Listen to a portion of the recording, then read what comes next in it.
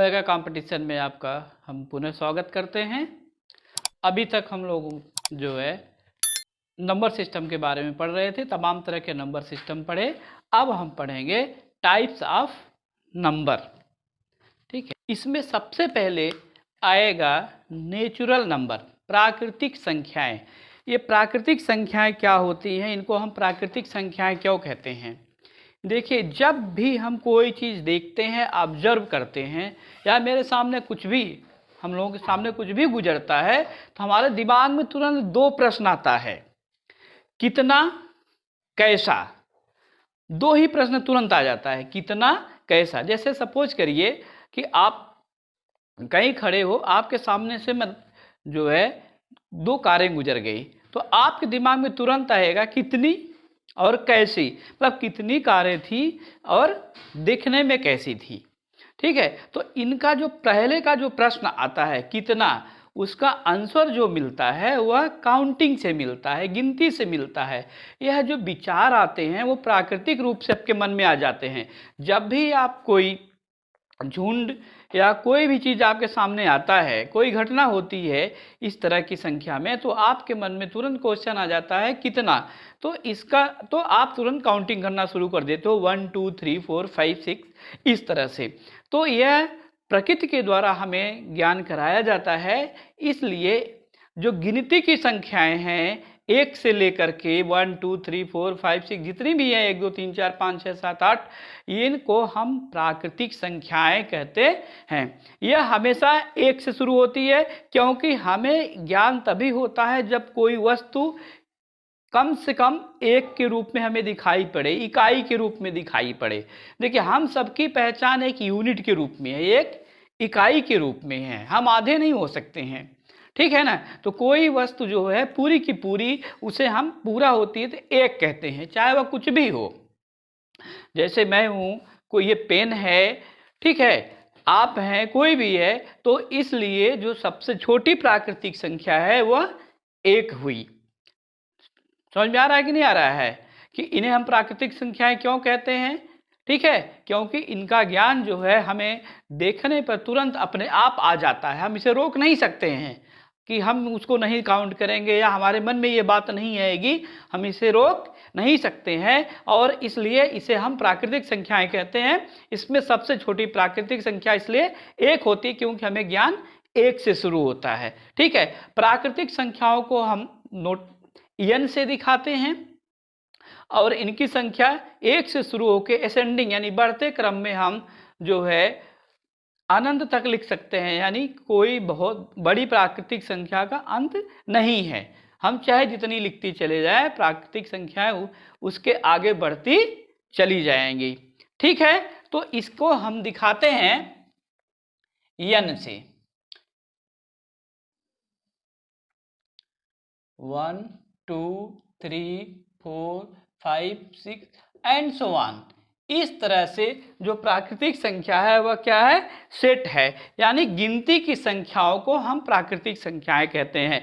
बचपन से हमें यही सिखाया जाता है, प्राकृतिक संख्याओं को ही काउंट करना सिखाया जाता है, एक से शुरू किया जाता है। 1 2 3 4 5 6 7 8 9 10 इस तरह से हमें शुरू किया जाता है कि हम कैसे इन प्राकृतिक संख्याओं को लिखते हैं।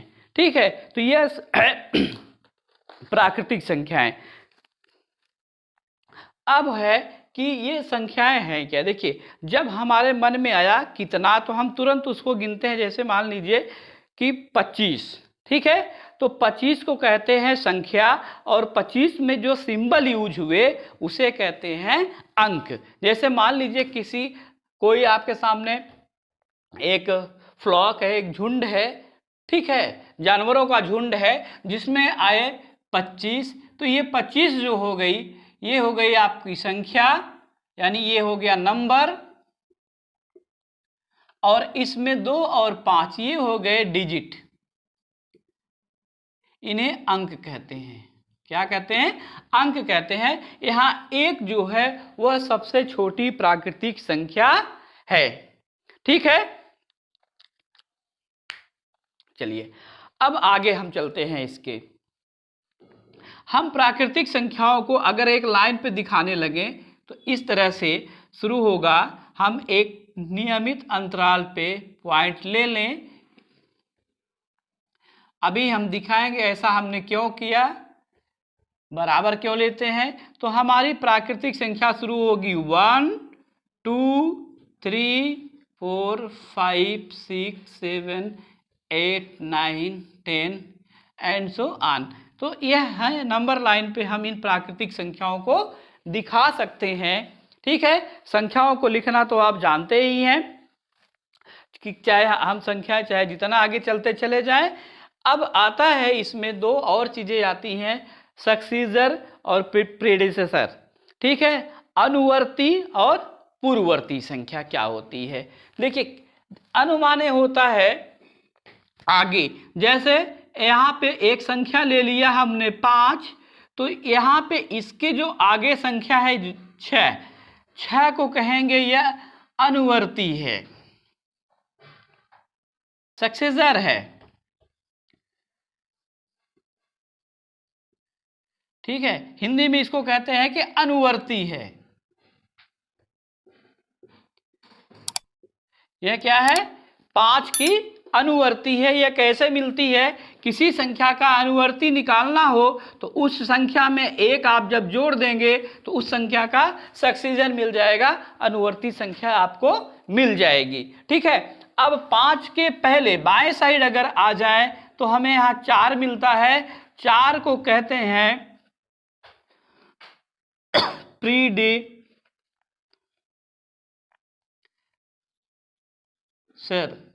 प्रीडिसेसर यानी पूर्ववर्ती।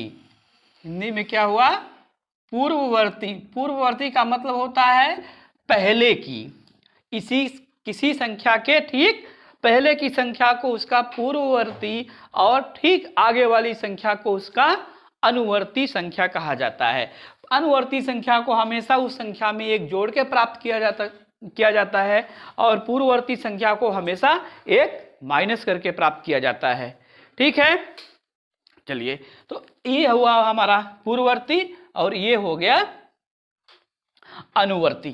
ठीक है, एक का तो अनुवर्ती है, एक के आगे 2 इसका अनुवर्ती है। प्राकृतिक संख्याओं में एक का कोई भी पूर्ववर्ती नहीं होता है क्योंकि एक सबसे छोटी है। इस बात को याद रखिएगा कि एक का कोई भी पूर्ववर्ती नहीं होता है। ठीक है, इसका अनुवर्ती, एक का अनुवर्ती 2 है, एक में एक जोड़ेंगे 2 मिलेगा, लेकिन एक के पीछे कोई संख्या नहीं है तो एक का कोई भी प्रीडिसेसर नहीं होता है। ठीक है, नेचुरल नंबर आया, प्राकृतिक संख्याएं समझ में आ गया। ठीक है, मुझे उम्मीद है समझ गए होंगे। तो अब हम होल नंबर पे चलते हैं, पूर्ण संख्याओं की तरफ, कि ये पूर्ण संख्याएं क्या होती हैं। अब ये होल नंबर या पूर्ण संख्याएं क्या होती हैं। ठीक है, तो हम समझते हैं इसको। जैसे देखिए, यहाँ पे एक प्लेट है, इस प्लेट में 4 लड्डू रखे हुए हैं। इस प्लेट में 4 लड्डू रखे हुए हैं। इसमें से अगर आप 2 निकाल दिए तब जो है ये पहला स्टेज, सेकंड स्टेज में इसमें से 2 आपने निकाल दिए तो अब बचे कितने, इसमें 2 लड्डू। ठीक है, अब फिर इसमें से 1 लड्डू आप निकाल दिए तो बचा 1 लड्डू तीसरे स्टेज में। चौथे में आपने जो बचा था वो भी निकाल दिया तो अब यहां क्या बचा, कुछ भी नहीं। तो क्या कहते हैं कि प्लेट क्या हो गई, खाली हो गई। इसे कहेंगे कि प्लेट खाली है।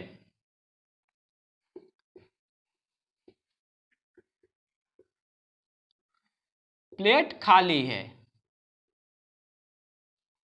तब मैथ में ये आया कि खाली, देखिए चूंकि अब इसके लिए कोई नोटेशन अभी तक हमने नहीं पढ़ा था, कोई सिंबल हमने अभी तक नहीं पढ़ा था, तो मैथ में ये आया कि कोई चीज अगर एक है खत्म हो जाए, ठीक है, तब हम क्या कहेंगे, खाली हो जाए। जैसे प्लेट खाली हो गई तो इसे हम कैसे दिखाएंगे, किस सिंबल से दिखाएंगे। तो इस कंडीशन को हम मैथ में कहते हैं शून्य की स्थिति। ठीक है, जीरो स्टेट, क्या कहेंगे, जीरो स्टेट, शून्य की स्थिति। तो खाली को जो है, यहां जो वर्ड आया खाली, खाली के लिए देखो इस तरह से मान लो प्लेट गोल है, तो हमने इसी को छोटा सा बना दिया जिसे कहते हैं शून्य या जीरो, यानी खाली का सिंबल, खाली या इम्पटी,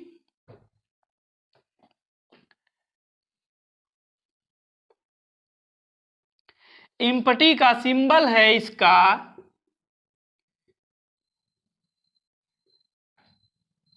ये, इसे पढ़ते हैं जीरो या हिंदी में कहेंगे शून्य। क्या कहेंगे, शून्य, यानी शून्य क्या दिखाता है, खाली स्थिति, यानी जब कुछ भी ना हो, पहले था लेकिन अब नहीं है, तब कहेंगे कि यह क्या है, खाली है, शून्य की स्थिति है। तब इसे अब ये क्वेश्चन आता है कि इसे प्राकृतिक संख्या में क्यों नहीं डाला गया, प्राकृतिक संख्याओं में इसे हम क्यों नहीं गिनते हैं। देखिए, हम अभी थोड़ी देर पहले जब हम प्राकृतिक संख्या पढ़ रहे थे, हमने पढ़ा कि कोई किसी चीज का ज्ञान हमें तब होता है जब वह कम से कम इकाई के रूप में हो, जब वो है ही नहीं तो हमें उसका ज्ञान स्वतः नहीं होता है। शून्य का ज्ञान तब होता है जब कोई वस्तु प्राकृतिक रूप से मौजूद हो और फिर वहां से वह खत्म हो जाए, तब वहां शून्य की स्थिति पैदा होती है, तब हमारे दिमाग में शून्य का ज्ञान आता है। तो इसलिए हम इसे प्राकृतिक संख्याओं के साथ नहीं रखते हैं। ठीक है, जैसे मान लीजिए आप डेली स्कूल अपने जा रहे हैं और रास्ते में आपके एक पेड़ पड़ता है, बरगद का पेड़ पड़ता है, डेली आप उसे देख रहे हैं, हो सकता है कभी उसके छाया में भी खड़े हुए हो, और एक दिन काट दिया जाए, तो अब जब आप गुजरेंगे तो आपके मन में वहां एक शून्य की स्थिति दिखाई देगी, अरे यहां एक पेड़ था लेकिन अभी नहीं है, यानी वो पेड़ क्या हो गया, कट गया, खत्म हो गया। तो उस खत्म हो गया का ज्ञान अब आपके मन में आया। ठीक है, समझ में आना कि पेड़ खत्म हो गया। ठीक है, ये नहीं आया कि यहाँ पे बरगद के अलावा पीपल का पेड़ खत्म हो गया या आम का पेड़ खत्म हो गया, इमली का पेड़ खत्म, ऐसा नहीं है। ठीक है ना, आपको सिर्फ उसी का ज्ञान आएगा जो आप पहले वहां मौजूद था। अगर प्रकृति जीरो का ज्ञान दे देती तो हम यही सोचने लग जाते कि किसी भी जगह पे ये चीज नहीं है, यहाँ पे चीता नहीं है, यहाँ पे बाघ नहीं है, यहाँ पे गाय नहीं है, यहाँ पे ये पेड़ नहीं है, यहाँ पे जहाज नहीं है, मतलब एक तरह से हम पागल हो जाते सोचते सोचते। ठीक है, हमारा दिमाग कि यहाँ पे ये चीज नहीं, ये चीज, मतलब इसी में उलझ जाते एकदम। तो इसलिए प्रकृति ने हमें जीरो का ज्ञान नहीं दिया है, कम। ठीक है, प्राकृतिक ज्ञान 1 से शुरू होता है, तो इसलिए प्राकृतिक संख्याएं 1 से शुरू होती हैं। जब वह इकाई, जो सबसे छोटी संख्या प्राकृतिक संख्या खत्म हो जाती है, तब जो स्थिति पैदा होती है शून्य की, तब उसे हम कहते हैं शून्य की स्थिति, जीरो की स्थिति। तो जब उसको शून्य की स्थिति को हम इस सिंबल से दिखाते हैं, इसे हम जीरो कहते हैं। जब इसको मिला दिया जाता है प्राकृतिक संख्याओं के साथ, zero along with natural number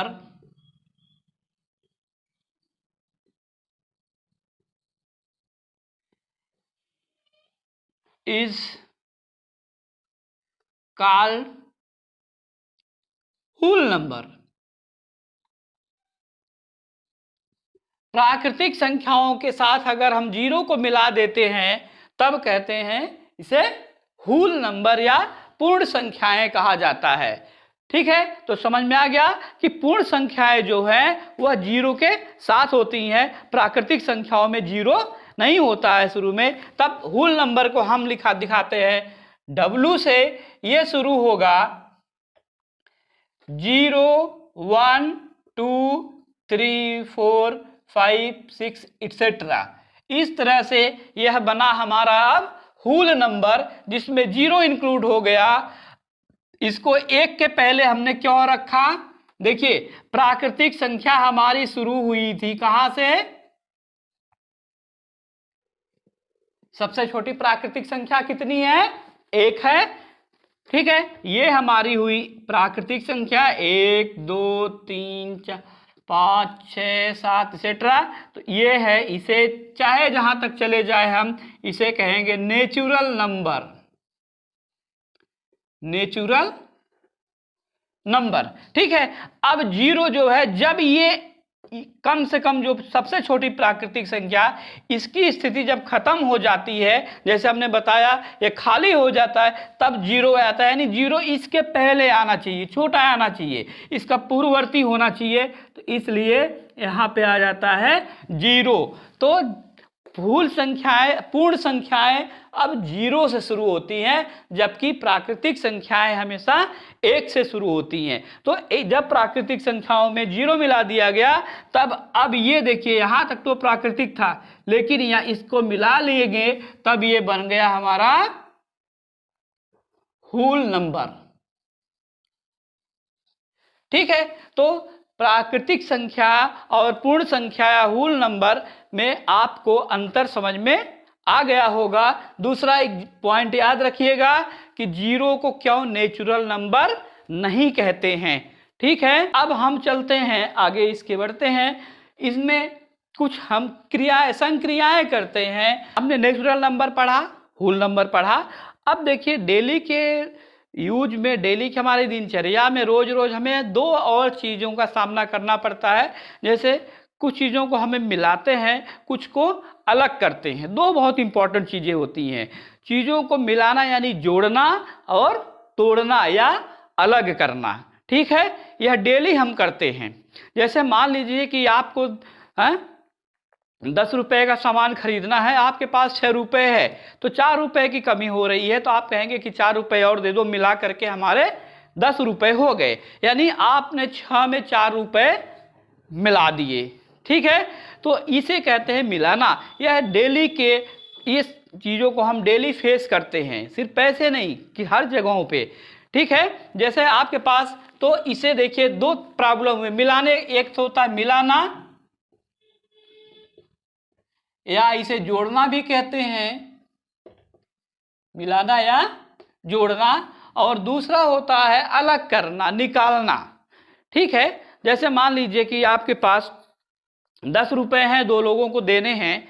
ठीक है, या किसी ने आपके पास 100 रुपए हैं, आपसे मांग लिया कि हमको 40 रुपए दे दीजिए, हमें कोई ज़रूरत है, तो आप उसको अपने पॉकेट से 40 रुपए दे दिए, तो आपके पास बचे कितने, तो आप 40 को निकाल देते हो। जितने पैसे थे उसमें से आपने 40 क्या किया, आपने जेब से निकाल दिया। तो दूसरी जो क्रिया है निकालना, या आपका जो वैल्यू थी, पैसे की वैल्यू थी, धन था, वो कम घट गया, पहले से क्या हो गया, घट गया। तो दूसरा जो होता है वो निकालना या घटाना।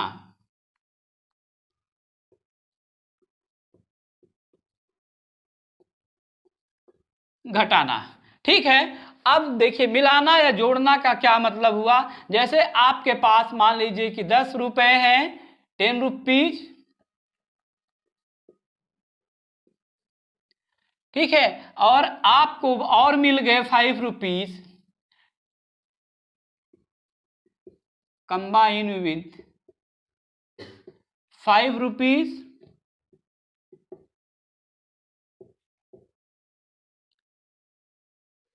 became 15 rupees.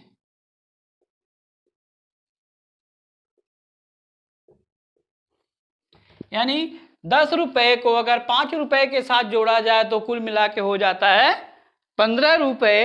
तो ये हमने इसको वर्ड में लिखा है, लेकिन इस तरह से लिखना जो है वह आसान नहीं है, कठिन है थोड़ा, और हम डेली के कामों में इस तरह से नहीं यूज कर सकते। तो इसको हम मैथमेटिकल नोटेशन के रूप में लिखते हैं, जो हमारा यहाँ काम भी कंबाइन है। ठीक है ना, इसको यहाँ 10 रुपीज को हम एक सिंबल में देखिए 10 लिख सकते हैं, कंबाइन को हमने एक सिंबल दे दिया इस तरह से, जैसे हमने 1 को सिंबल दे दिया, 2 को सिंबल दे दिया, उसी तरह कंबाइन यानी जोड़ने को हम एक सिंबल दे दिए, इस तरह का सिंबल। इस सिंबल का मतलब होता है जोड़ना, कंबाइन करना, ऐड करना। ठीक है, यह सिंबल यानी कंबाइन, कॉम्बिनेशन किसका? कॉम्बिनेशन ऑब्लिक एडिशन, ठीक है, ऑब्लिक सम या जोड़ना का सिंबल जो है ये इस तरह से होता है, इसे हम कहते हैं कि यह जोड़ने का सिंबल है, या हिंदी में कहते हैं यह धन का सिंबल है, धन का प्रतीक है, ठीक है, या इंग्लिश में कहेंगे ऐड का सिंबल है, एडिशन का सिंबल है, ठीक है। यहां हम सिंबल लगा देंगे, ये 5 लिखेंगे, और जहां बीकेम होता है, ठीक है, होना, हो गया, इसको हम इक्वल का चिन्ह लगा देते हैं और इधर 50 लिख देते हैं, तो यह मैथमेटिक्स में चेंज हो जाता है, जिसको लिखना पढ़ना समझना आसान हो जाता है प्रतीक के रूप में। तो इस तरह से हमारा ये बन गया कि 10 + 5 = 15, यानी यह जो है जोड़ने या कॉम्बिनेशन या एडिशन का सम का यह सिंबल है और यह बीकेम का सिंबल है, ठीक है, यानी यह दोनों जोड़ देंगे तो इसके बराबर हो जाएगा, ठीक है। तो इस तरह से मैथ में 2 मेनली ऑपरेटर हैं, जोड़ना, दूसरा घटाने का, ठीक है। तो आज की लेक्चर को हम यहीं पे समाप्त करते हैं। अगले लेक्चर में हम देखेंगे कि घटाने का सिंबल क्या होता है, इसके बाद आएगा इन दोनों को शॉर्ट में करने के लिए, ठीक है, इन दोनों से अगर बड़ी संख्याओं को जोड़ा जाए या घटाया जाए तो हमें कुछ समस्याएं बहुत सारी आने लगती हैं। अगर हमें बहुत ढेर सारे नंबरों को जोड़ना हो तो हमने उनके लिए अलग से मेथड विकसित किए। जोड़ने के लिए हम मल्टीप्लाई लेकर आए और घटाने के लिए हमने डिवीजन लेकर आए। तो हम नेक्स्ट लेक्चर में इसी को कवर करेंगे कि कैसे मेनली 2 ठीक है, गुणा और भाग क्या है। तो मैथमेटिक्स में मेनली 2 ऑपरेटर हैं, इसे कहते हैं मैथमेटिकल ऑपरेटर, प्लस और माइनस, जोड़ना और घटाना। इसके बाद 2 और ऑपरेटर हैं, गुणा और भाग, मल्टीप्लिकेशन और डिवीजन। तो कुल 4 ऑपरेटर हैं, वो 2 ऑपरेटर इनकी हेल्प के लिए हैं, ठीक है। तो नेक्स्ट लेक्चर में हम उन बाकी 3 ऑपरेटर के बारे में पढ़ेंगे। तब तक के लिए धन्यवाद।